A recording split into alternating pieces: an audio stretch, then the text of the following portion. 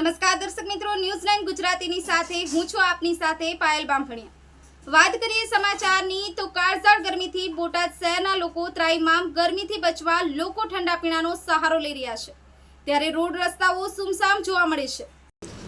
છેલ્લા કેટલાક દિવસોથી કાળઝાળ ગરમી પડી રહી છે અને હવામાન વિભાગ દ્વારા પણ આવતા 5 દિવસ સુધી હીટવેવની આગાહી કરી છે, ત્યારે લોકો ગરમીથી ત્રાહિમામ પોકારી ઉઠ્યા છે।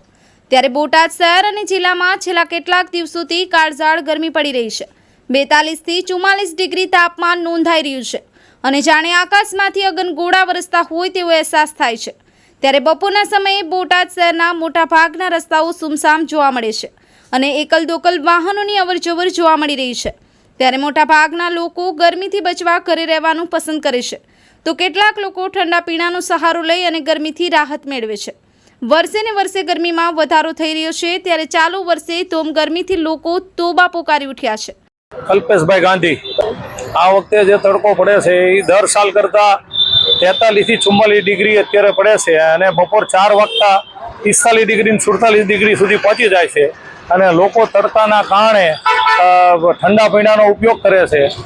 શેરડીનો રસ છે, ઠંડા પીણામાં સાદી સોડા છે એવો ઉપયોગ કરે છે અને માણસો અત્યારે વોટર પાર્કનો સહારો લઈ અને વોટર પાર્ક ફરવા જઈ રહ્યા છે। ગરમીથી બચવા માટે શું કરવું પડે?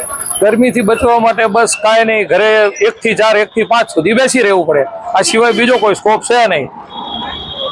પારસ ગાંધી, ન્યૂઝ9 ગુજરાતી, બોટાદ।